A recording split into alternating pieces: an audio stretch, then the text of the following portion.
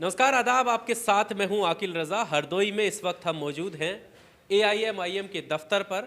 संभावित प्रत्याशी अताउर रहमान हमारे साथ हैं, इनसे हम बात करेंगे और लगातार जिस तरह से हम पब्लिक ओपिनियन कर रहे हैं उसमें हम आपको दिखा रहे हैं लोगों की क्या राय है। अताउर रहमान जी से बात करेंगे और सीधा सीधा ये जानने की कोशिश करेंगे कि किस तरह की तैयारियां पार्टी को लेकर चल रही हैं। बहुत स्वागत है सर आपका। धन्यवाद साहब, शुक्रिया। सबसे पहले तो मैं यही जानना चाहूँगा, संभावित प्रत्याशियों में आप किस तरह की तैयारियां हैं, क्या कुछ लग रहा है, मजलिस की किस तरह की बहार है? हमारी तैयारी लगभग हम समाज से 12 साल से जुड़े हुए हैं। कई संगठनों में मैंने काम किया है। SC ST OBC समाज से हमारा अच्छा रिश्ता रहा है और हम स्वयं नहीं खड़े हुए हैं, बल्कि हमारे समाज के हमारे लोगों ने ज़बरदस्ती हमको प्रेरित किया कि आपको खड़ा होना चाहिए। तो मैंने भी सोचा कि ठीक है, मजलिस की दीवानगी इस वक्त में हर नौजवान में है, ख़ास तरीके से मुस्लिम और मुस्लिम के अलावा अदर जो हमारा हिंदू भाई उसमें भी एक है, पसंद करता है कि ओवैसी जैसा कोई नेता अभी इस वक्त में भारत में नहीं है। किन मुद्दों को के साथ जो है युवा जुड़ रहा है, मतलब क्यों लग रहा है उनको कि मजलिस के साथ जाना चाहिए? ये लग रहा है, देखिए, एक कहावत कही गई है कि तजर्बा ही तरक्की की तरफ ले जाता है। तजर्बा तरक्की की तरफ ले जाता है। राजनीतिक तजर्बा करना चाहिए जनता को। बहुत दिन तजर्बा करके देख लिया है, योगी को, मोदी को, मुलायम को, सोनिया को। अब नया तजर्बा करे जनता, देश हित में तजर्बा करे। उम्मीद है देश हित में अच्छा होगा। पर आरोप तो ये लगते हैं कि वोट काटने के लिए आए हैं, वोट कट जाएंगे फिर से बीजेपी आ जाएगी। आरोप आपको मालूम होना चाहिए, आरोप जो है अधिकतर झूठ ही होते हैं। न्यायालय में जब जाता है आरोप होने के बाद में उसको सिद्ध करना बड़ा मुश्किल हो जाता है। उसी तरीके से ये राजनीतिक पार्टियां बौखलाहट में आरोप नहीं लगाएंगी तो लगाएंगे क्या? आरोप ऐसा क्या है? क्या किसी के पास कोई दलील हो तो बताए, कोई सबूत हो। वोट काटने, मैं तो ये कहता हूँ, अगर इसको पलट क्यों कहूँ, किस पार्टी का वोट MIM काट रही है मुझे ज़रा बताएं। 19% मुस्लिम है, यादव कितना है, अदर कितना है? लेकिन ये जो आप गिनवा रहे हैं आंकड़े, जो आरोप लगा रहे हैं, वो लोग नहीं हैं जिनके विरोध में आप खड़े होना चाह रहे हैं। वो लोग हैं जिनको आप अपना गिनवाते हैं।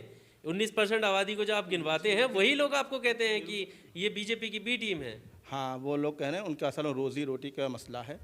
वो किसी न किसी व्यक्ति से जुड़े होने की वजह से तो उनकी दुकानें बंद होते दिखाई दे रही हैं, इसलिए निराधार वो आरोप लगाने में मस्त हैं। और आरोप जो हमारा कोई सिपाही के सामने पल्ला पड़ जाता है ना, तो भाग खड़े होते हैं। वो ठहर नहीं सकते हैं MIM के किसी सिपाही के साथ में जो आरोप लगाने वाले हैं। जो आरोप लगाने वाले किसी तर्क की बुनियाद पर बात कर लें तो टिक नहीं पाएंगे। बोल रहे हैं कि 100 सीटों पर लड़ रहे हैं, अगर एक आध सीट जीत भी जाते हैं तो कौन सा भला हो जाएगा? वो जो तेजस्वी वाला हाल है वही ये करना है। तेजस्वी वाले हाल में अगर ले लिया जाए, उसमें क्या बुरा किया? तो 19 सीटों में लड़ के 5 जीते, कि हमारी जीत अच्छी नहीं हुई? कांग्रेस कितने में लड़ी थी, कितने जीती? तो ये तो सिर्फ जो तेजस्वी को तब नहीं क्यों नहीं समझ में आया था, मिला लेते तेजस्वी। तो इसलिए मैं ये कहता हूँ, मुस्लिम समाज को गुलाम तो सब बनाना चाहते हैं, वोट सब लेना चाहते हैं, लेकिन कहो हिस्सा दे रहे हैं, सम्मान दे। आप यूपी के चुनाव में देख नहीं रहे हैं कैसा मंच से लोगों को धक्का दिया जा रहा है, कैसा अपमानित किया जा रहा है? ये तो दुनिया देख रही है। और ये ऐसा नहीं है जानबूझ के किया जा रहा है। समाजवादी पार्टी धक्का दे रही है, जिर के क्यों नहीं धक्का दे रही है? 10-10 साल के विधायक रह चुके हैं, सम्मानित व्यक्ति, धक्का दिया जा रहा है। कोई अगर मौलवी शक्ल में टोपी लगा के मंच पहुंच जाए, हाथ लगाना चाहे उसका हाथ अलग किया जा रहा है। क्या अखिलेश में गलती किसकी मानते हैं? डायरेक्ट अखिलेश जी की गलती है। जमीरुल्लाह की आप बात कर रहे हैं, जिनका वीडियो वायरल हुआ, 2 बार से विधायक रह चुके हैं, वो आज भी पार्टी के साथ हैं। वो आज भी ये कहते हैं कि हमें हमारी पार्टी है, हम जहाँ चाहे बैठे। हाँ जी, गुलामों के ही अंदाज होता है। उनको उम्मीद है हमको टिकट मिल जाएगा, लेकिन टिकट उनको मिलना नहीं है। और उसके अलावा मैं, आपने पूछा गलती किसकी, इसमें डायरेक्ट पार्टी मुखिया पे मैं आरोप लगा रहा हूँ। अगर पार्टी मुखिया अगर अपने लोगों को टाइट कर दे, सम्मान सबको चाहिए, सबको देना सीखो, तो ये मैं नहीं कहते, मुझे नहीं लगता कोई समाजवादी कार्यकर्ता ऐसी गलती दोबारा करेगा। हमें कहीं कहीं कहीं सम्मान मिल तो रहा है, उन्होंने सम्मान गिनाया नहीं। सपा की सरकार थी तो आप देखो आजम खान का क्या रुतबा था। आजम खान का रुतबा था, और सपा की सरकार में कोसी कला से खुद शुरू हुआ और मथुरा तक, और 400 दंगे हैं, ये जनता नहीं देखे हैं। सैफे में नाच चल रहा था, मस्त हो रहे थे ऐसी ठंड में, जबकि गन्नों के खेत में हमारी माएँ बहनें जनता जो तड़प रही थी। इसको सुशासन समझेंगे?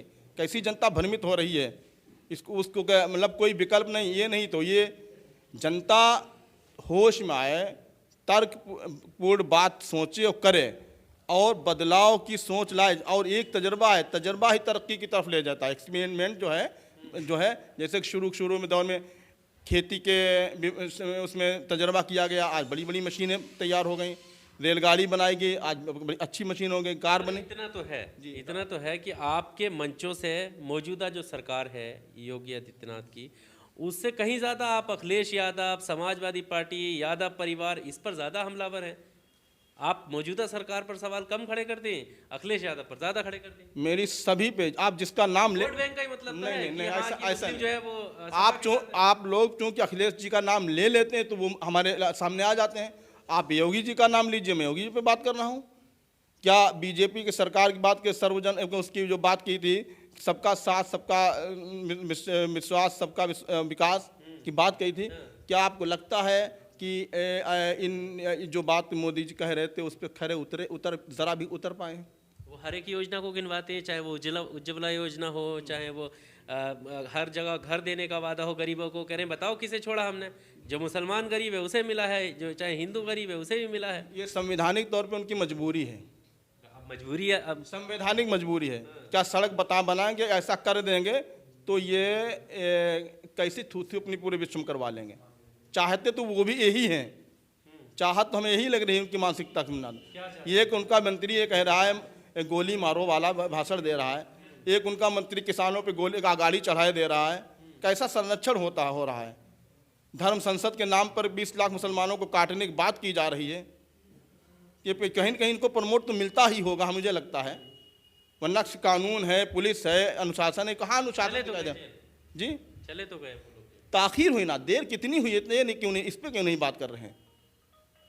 इतनी देर में जाना चाहिए था, ऐसे खुले मंचों से उन पर रहना चाहिए था। तभी तो फिर असदुद्दीन ओवैसी साहब को घेरते हैं कि ये कौन से कम है, अगर वो हिंदू करते तो ये मुस्लिम करते। नहीं, असदुद्दीन ओवैसी साहब कभी भी मुस्लिम बात नहीं कहते हैं, क्योंकि उनके सामने जब बात की जाती तो मुस्लिम नाम ले ही दिया जाता। उनका चेहरा मुसलमानों का जैसा है तो मुसलमान तो लगेंगे ही लगेंगे। मजलूम की बात करते हैं आप, दूसरा कोई मजलूम भारत के लाइए जिसके बारे में जो ओवैसी साहब को संज्ञान हुआ हो उसकी आवाज़ ना उठाए हों, एक आदमी लाइए। आप जिन मजलूमों की आवाज़ उठाने की बात करते हैं वो मजलूम आपको नहीं आपके साथ आना चाहते, हम वो कहते हैं हम सेकुलर पार्टी के साथ हैं। कोई बात नहीं, अभी नहीं तो कल समझेंगे, समझ में तो आएगा ही। ये नहीं समझेंगे, इनकी नस्लें समझेंगी। लंबी लड़ाई नहीं है, लड़ाई तो शुरू, लड़ाई तो चलती रहेगी। ये हमारी कोई व्यक्तिगत नहीं, राजनीतिक सोच की लड़ाई है। और इस्लाम की आइडियोलॉजी जो है, ये सोच ऐसी है जो मानवतावादी सोच है।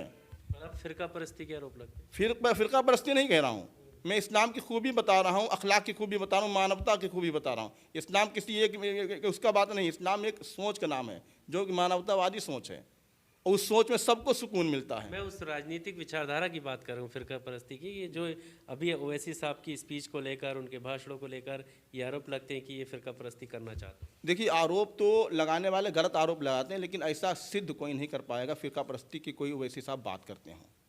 ओवैसी साहब का चेहरा लगता है मुसलमान है, लेकिन आज तक मुसलमानों जैसी मुसलमानों की एक तरफा पक्ष की बात कभी की हो तो मुझे बता दे, कोई बता दे।